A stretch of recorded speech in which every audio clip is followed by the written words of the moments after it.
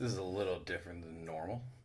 Um, I know I said that it's not going to be a super professional, but when I was recording this video, the um, the audio, for whatever reason, decided that it wasn't going to audio.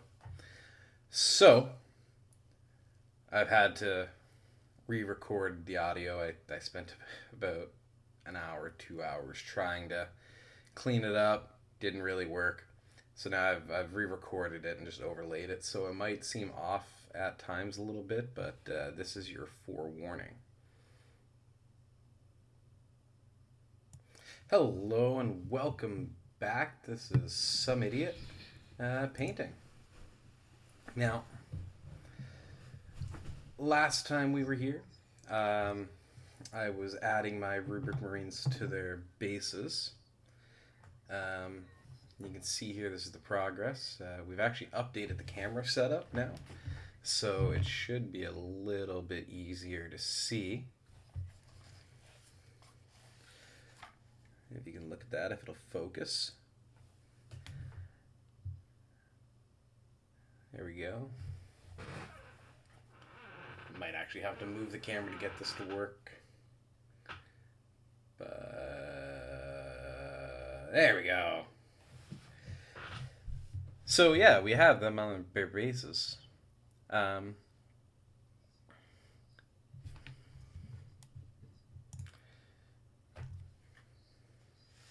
today, what we're going to be doing is we're actually going to be moving into coloring the rock with a bit of dry brushing. I've seen this done in a lot of different ways. Probably one of the most common ways I've actually seen is by glazing. Putting down a nice light color and then glazing it with a very thin down. If you know what glazing is. If you don't, glazing it is using really thin down paints. But I'm going to do dry brushing because I feel the cork material lends itself really well. So I primed them all black. And my goal, what I'm hoping, is that when I dry brush these, that the actual cork will show up beneath the dry brushing and give it that kind of cracked appearance. And give the cracks some depth that might not exist.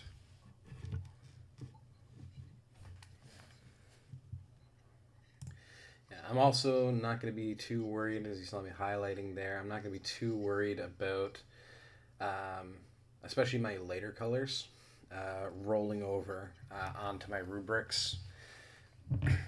Because if you never worked with gold before, sometimes it can be hard to get it to look super nice. So rolling over that those light colors, the whites, onto the Rubric Marine might help that gold show through a little bit. I'm going to get into this a little bit later, and you'll kind of see why that's even a little bit more so. Just going to shake, shake, shake. Shake, shake, shake. Possibly invest in ball bearings for these paint pots. Right, now for this first guy, I'm going to be taking some Corax white as my, or sorry, not Corax white, White Scare. I'm going to be taking that as my base layer over the black.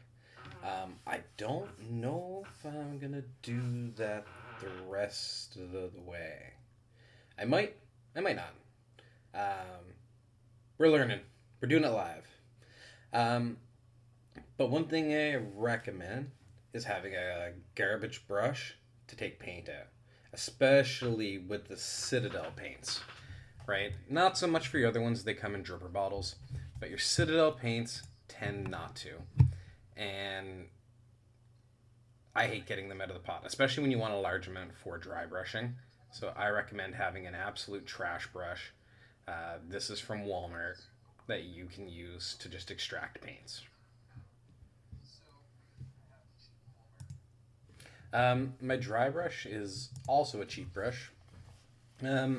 It's just a makeup brush from Walmart. You can buy nice dry brushes. I have found this dry brush to be tremendously effective. I think it's like $7. Gets you a large, a medium, and a small, and they're pretty good for what you want them to do. You'll probably never use the large one unless you're doing the large models. I used it when I was doing my Magnus, but yeah, my dry brush palette, super fancy. Um, it's just a sprue glued onto some things, but I quite like it because I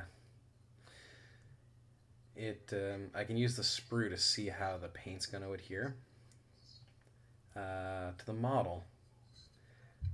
Now, I'm actually I'm a little bit heavy. I'm a little bit heavy on my dry brush. I think on the rest of these guys, I'm probably going to go a lot lighter. Right, I was worried that it wouldn't stick super well to the cork, so I needed to be a little bit heavier, but I think that hindsight's 2020. I should be a little bit lighter. Actually, probably a lot bit lighter.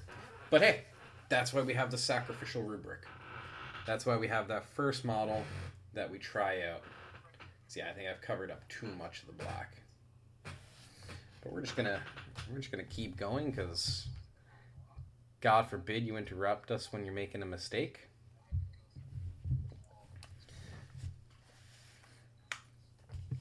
Through that. Now, normally, if I was painting these all just on my own time, and I'll do it with the other four, I'll just take the one color and I'll use that and go through every single one of them with the white. And now I'm going to switch to gray. And then I finish all of them before I switch to the gray. But this is the first model, the sacrificial model. So we're going to do all the steps pretty well first before we try it on the rest. This is Lobo Gray by Vallejo. I like it. It's a nice light gray. But we're going to build it up on that white. Just keep brushing. I'm just going to adjust the camera here so you guys can actually see what... Oh my god! Uh-oh. Big oopsie. We're going to fix that. We're going to remove that in post, folks.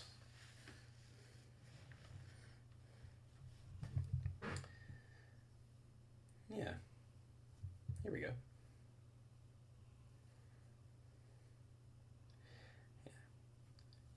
Yeah. I actually have lots of these grays. I use them a little bit, but they're not a common color in Thousand Suns. But no, I do hold on to them. They've coming out a bit more as I work through my Votan. But just pick up a bit of extra paint there and keep going. As I go through these dry brush layers, you'll notice that my pressure goes down quite a bit. Generally, I find each time you build a layer, you need to make sure that you're going at least a little bit lighter than you did the last time, right? Dry brushing really does help if you don't do what I did at the start and just build it up slowly over time. But I went way too heavy with the white scar. But we're going to keep building it up slowly. Take a little bit more.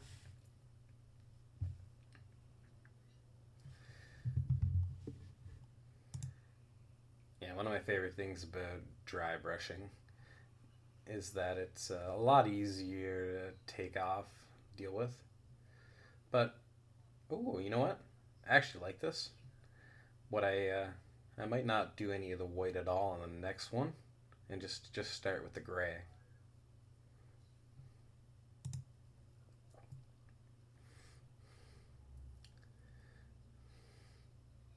Yeah, I'm actually going to do this a little bit backwards. Normally, I'd probably do the Xandri Dust next, but what I'm actually going to do is I'm going to do the Vallejo Bone White. I actually love this color. I use it a lot. It's pretty much anything that I have that's white, I use this Vallejo Bone White. It comes off as like an off-white light cream. I find it's great if you're trying to do fabrics or tabards or anything. I find it looks way better than white. It covers way better. So I'll be using that. But normally I'd put this on after I do the other color, but I kind of want to see. I don't want it to be too bright. So I'm thinking about hiding some of that brightness underneath. I don't know if that's going to work out or not, but we'll see. I got to do a little bit of stippling. It's not quite working out exactly how I'd hoped, so I'm doing a little bit of stippling to try and get some onto the edges of the cork where it's a bit rougher. But it's still going on pretty good.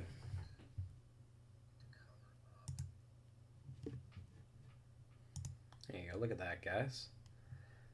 Move the camera down.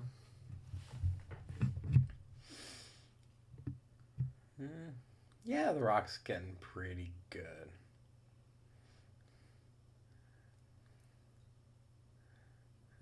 Here we go. Change the light a little bit. Might help. Yeah, you can see I wasn't too worried about getting the things on the...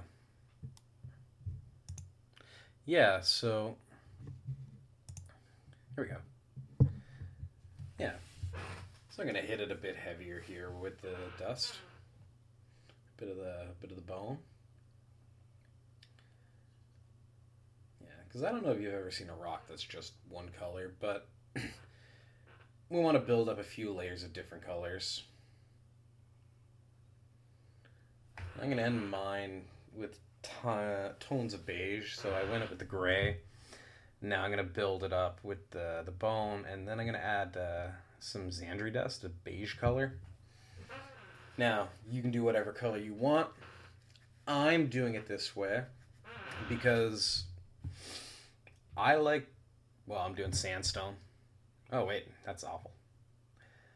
The big thing is I'm doing sandstone, desert stone, and I want it to be more beige because that seems more like what you're going to have in the desert. So that just makes sense to me. But on your own models, you do whatever you want. At the end of the day, you spent the money on them, you paint them however you want. If you want them on a pink rock, you put them on a pink rock. Just a pretty pink rock. Okay? And here we go.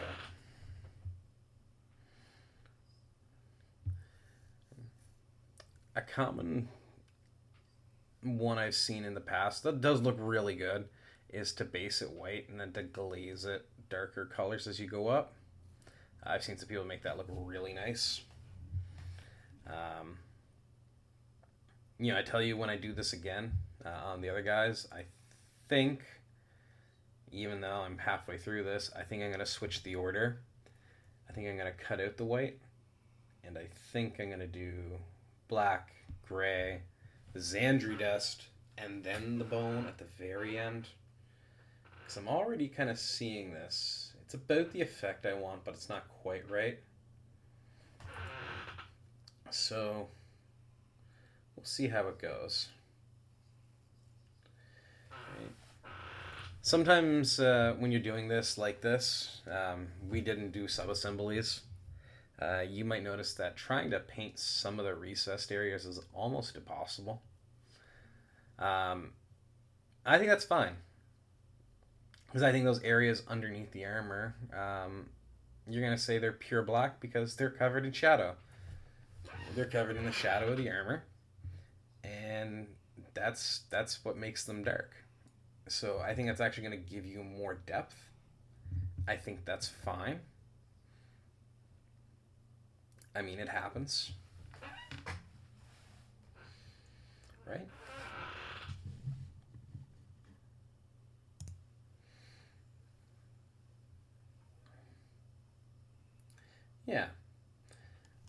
as we get into this, I think that we actually get like a pretty good rock on rock effect. Actually, it looks pretty decent. I mean, does it look like I would never mistake that for an actual rock? But for your local LGS, for your local game store, I think it's totally fine. I actually think it looks pretty good, and I think that the average person would be pretty impressed by this.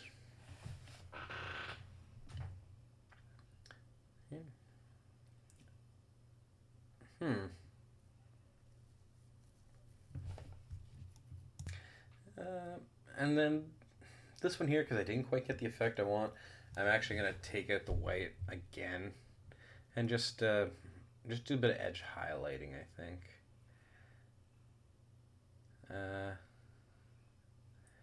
And do my...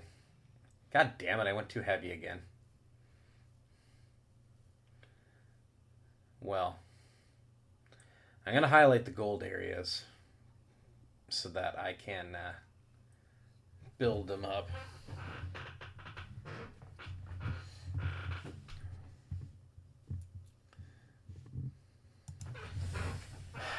Well, I might as well tell you, as I'm fucking all this up, I'm going to be hitting these guys with a metallic contrast. I'm going to see how it goes. So having the white over dark is going to be a big benefit. Because it's going to let that contrast paint show through. Right?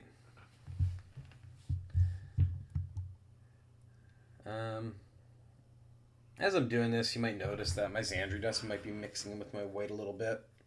That's okay, especially if you're working with gold and it's going to be covered anyway.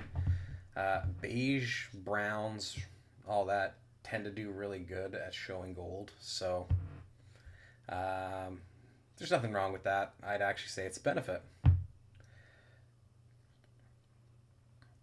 little bit of beige, a little bit of gold.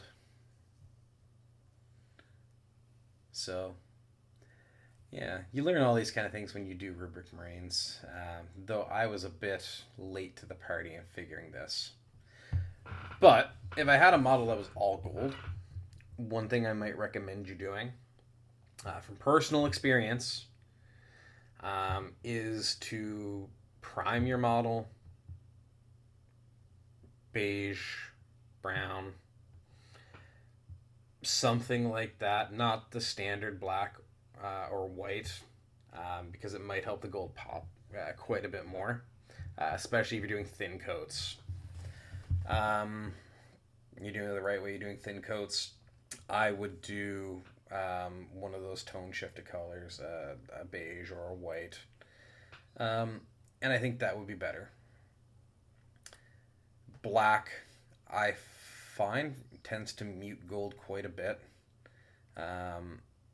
White, I had a bit more success with, but only really when I was dry brushing it.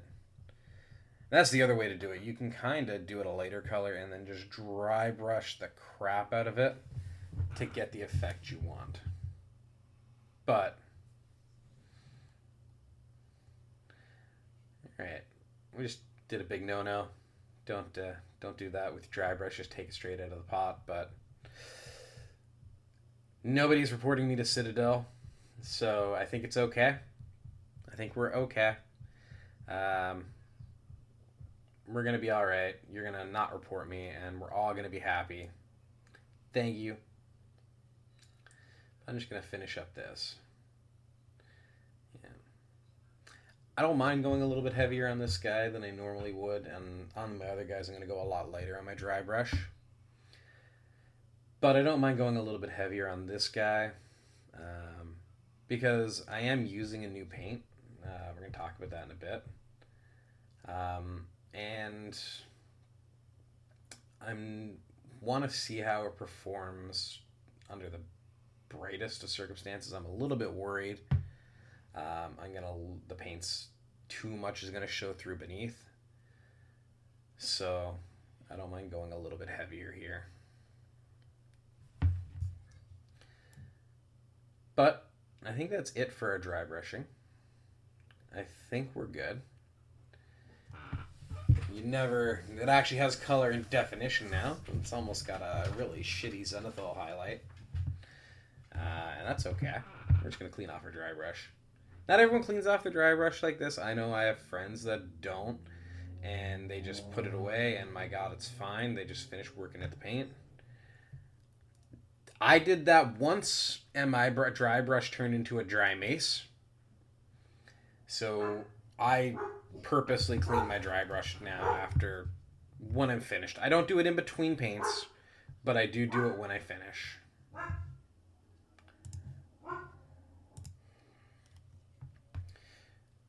Yeah, so I'm about to take out this gold contrast paint. I just got to go find it real quick. There we go. Ooh, it's got a ball bearing in it. It's an army painter paint. They started doing the metallic speed paints, and this one is Hoplite Gold. This is the first time I've ever used this paint, so we're just gonna squeeze some out and give it a quick go. So yeah, this is a speed paint. It's the same thing as a contrast paint. It's the exact same thing Citadel produces. Great. You take it, you smear it on, it settles in the recesses, stays thin on the high parts, and creates depth. Now,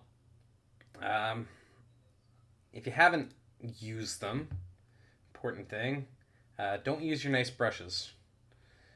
They tend to work up quite a bit through the wick, so your nice brushes can get kind of frayed.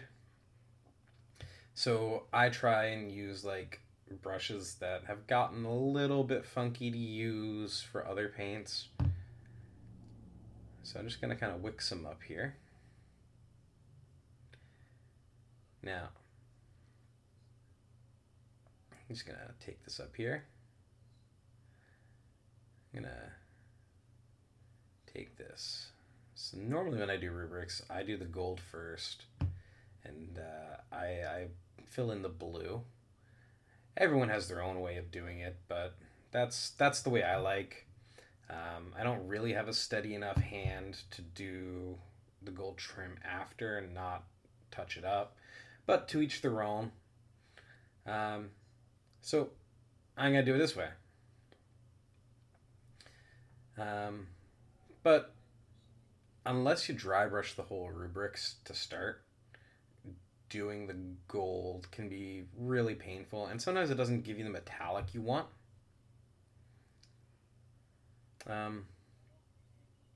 I don't think doing it my way saves you time. I don't think there is a good way to do Thousand Suns, or really any Chaos unit. I think World Eaters seem like they're a little better because their trim's a little thicker. But for the most part, I don't think it's going to be easy either way. But I'm trying out this speed paint because I'm hoping that it might make things a little easier, at least aesthetically. A little less work to try and get things to look nice. Maybe save me from having to dry brush every single rubric. But, at the end of the day, I'm going to show you this, and you pick the way that you think works best for you, and just commit to it, right? If you're not super steady, maybe my way. But you know what? This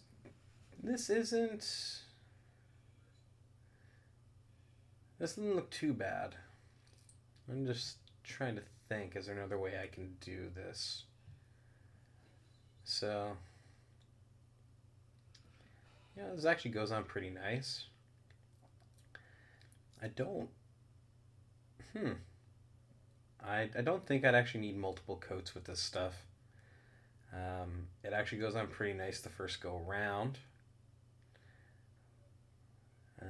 I think what I'm seeing is that if I did this again, I think I'd thin the paint out a little bit. But yeah, we're just filling it all in here. Get that pauldron done. Right? I'm not sure if this is my favorite color of gold. Gold's funky.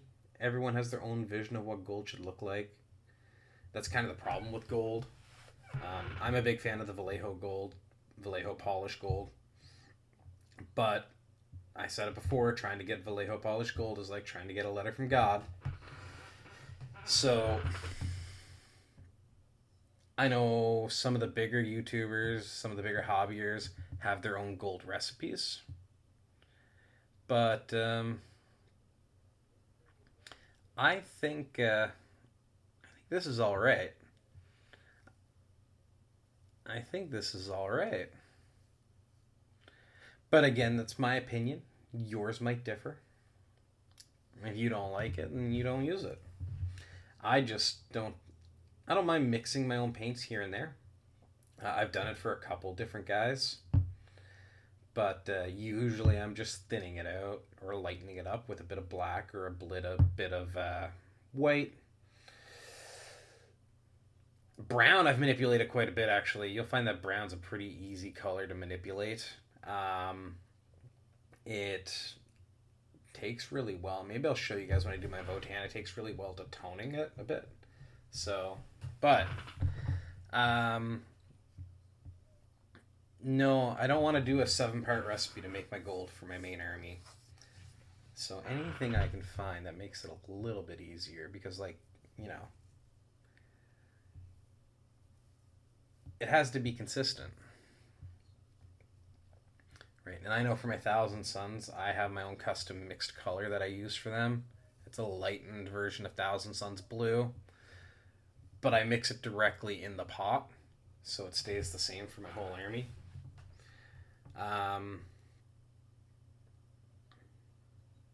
This is passable. It's flown a little bit differently than a normal contrast paint, I think. It's a bit thicker. So I think I want to go a bit thinner. That's why I said I think I thin it down. Or you could almost treat it like a light dry brush. Or sorry, not a light dry brush, but a light brush. Let's just keep going here with this. Alright.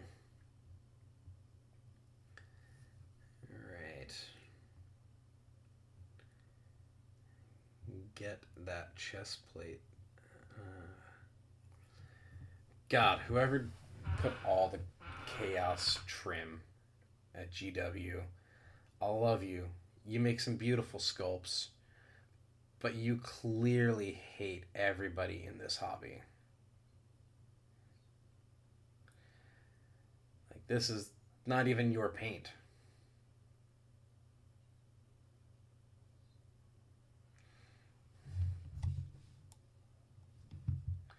So yeah, this is Hoplite Gold, again, for anyone that's interested. Not a paid promotion. I am not being paid for this. I am in no shape or form being paid for anything I do at this stage. Probably never. But my God, if I ever make it there, I will definitely brag about shilling out. And just know that I am not proud enough to not sell out. If I am given the opportunity to sell out, I will sell out. Right? I am just a guy, and I encourage all of you to do the same. This has been bad life advice from some idiot.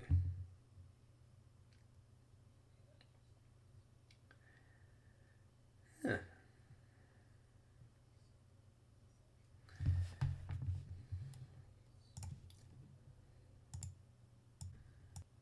Yeah. So this actually goes on pretty nice. I'd recommend it. Even, I think, based on this, some of the other colors they do, I know they do a fair number. This, I think, for the average person would actually be a pretty big helper. Especially when you're doing some bigger metal projects. right?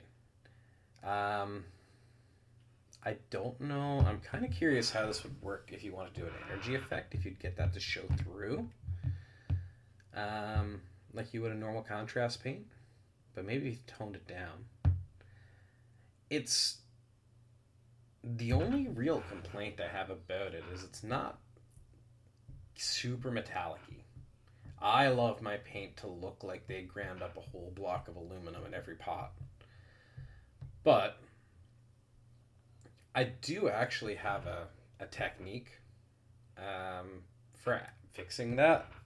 I learned it when I was doing my partner's Necrons because I made a custom color and then I glazed over it with a 1 part paint, 3 parts water, thinned down contrast paint. But it kind of lost its metallic sheen. So what I found is that if you want to add a bit more metal fleck to it, you take your dry brush, you take a very light silver. I use Piata from Vallejo, but I think this GW equivalent would be Stormhost. You take on your dry brush and you work the ever-loving Jesus out of that dry brush until there's almost no paint left. And then you dry brush the parts you want to be more metallic-y. And that metallic should slowly come off. Whatever's left in the brush should come off.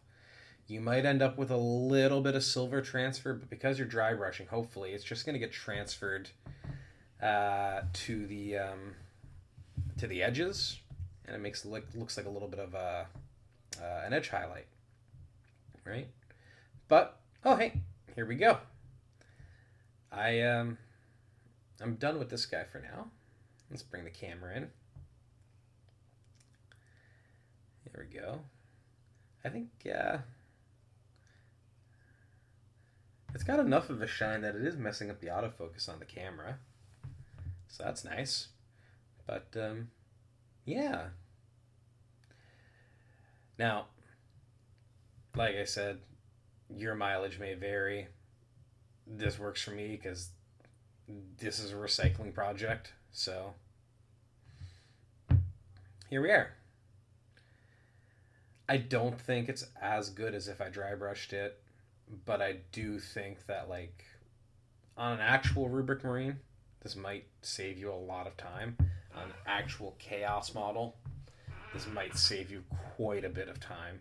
But I would, because of the way contrast paints work, either be very careful or do this first and then paint in your extra detail the way I go. So this works pretty good for me that way. But next up for these guys is I'm going to finish the other 4. And then the next video should be me bluing them. It should be the blue going on and then the detail work. Now, all